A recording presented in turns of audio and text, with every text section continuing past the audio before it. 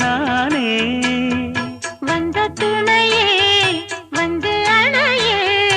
அந்த முள்ள சந்திரனை சொந்தம் கொண்ட சுந்தரியே சாமி கிட்ட சொல்லி வச்சு சேர்ந்தது இந்த செல்ல கிளியே இந்த பூமியுள்ள காலம் மட்டும் வாழும் இந்த அன்பு கதையே முத்துமணியே பட்டு துணியே